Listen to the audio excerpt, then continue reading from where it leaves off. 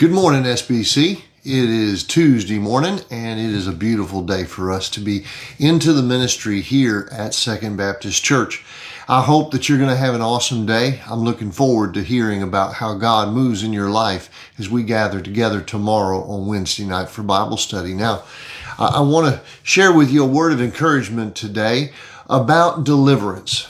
Had a friend that I was speaking with the other day, and they mentioned the fact that they had been a smoker, but God had delivered them from that. And their explanation was very, very clear. They prayed and God moved, and there was a point in time where God delivered them from smoking. And I've been thinking about that ever since the conversation, because I've heard it many, many times that God delivered me from alcohol. God delivered me from smoking. God delivered me from this sin or that sin. Good morning, Rockland. I see you out there. I hope you're having a great day in Northern Kentucky. But the concept of deliverance. So I want to ask you, and you can put it into the comments. Do you think that deliverance is a point in time, kind of like what my friend was describing yesterday, prayed and God delivered me, point in time? Or is deliverance a process? In other words, a process over time and God delivers you. Good morning, Miss Linda. It's good to see you this morning. So when I hear folks talking about the deliverance of God, that's usually the two things that I hear about. I hear about the concept of the process, and then I hear the concept of point in time. And the idea is that those who are delivered by God at a point in time either have had a true act of faith, a real miracle of God, but those that are delivered over a process of time are exercising the discipline of faith, or the work and sanctification that one has in relationship with God. Is that making sense? I hope it's clear. So if it's a point in time, it's something that was outside of you. It was a miraculous thing that only God did, and He is the one that has delivered you. If it is a process of time, then it's kind of a partnership between you and God. And as you've grown in that relationship, He has delivered you.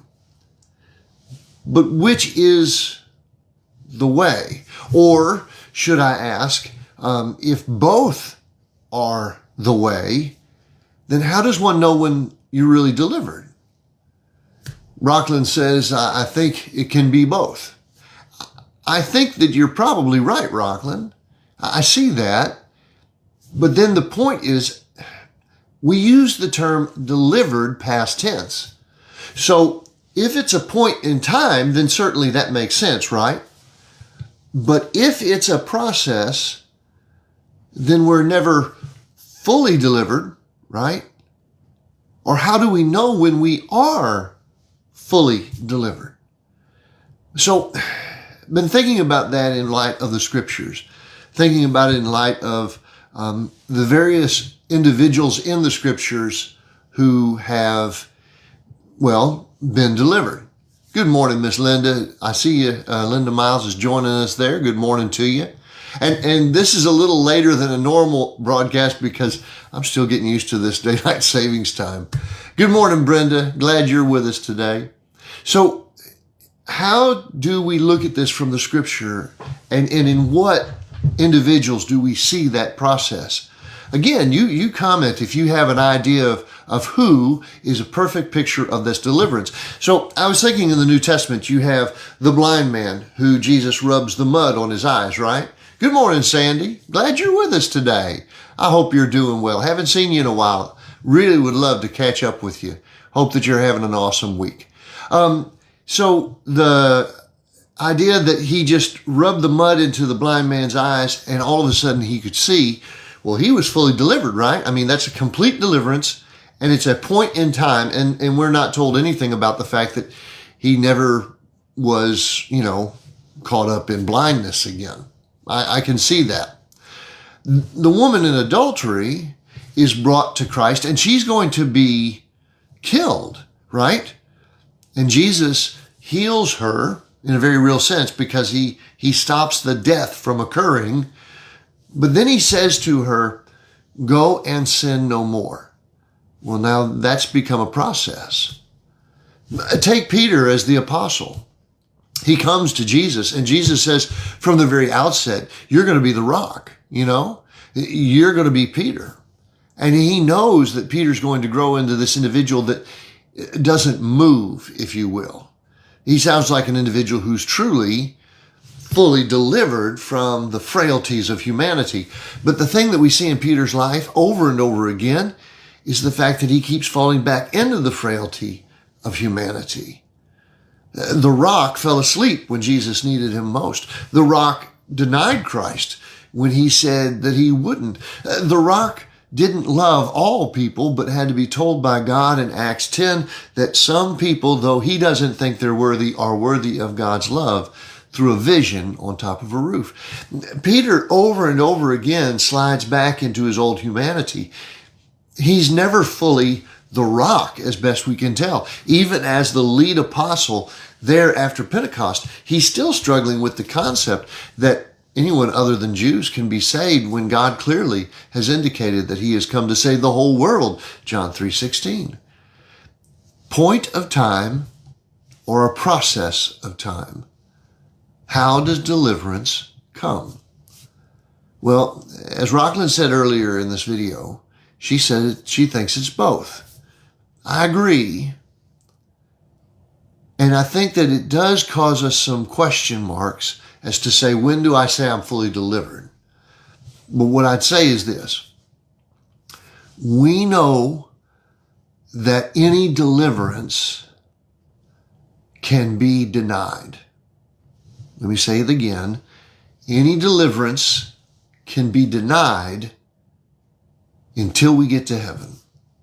When God takes away all temptation and all sin, when God removes from us all the things that cause us to go back to who we were, that's the only point where real deliverance comes. When we are set free from this life completely.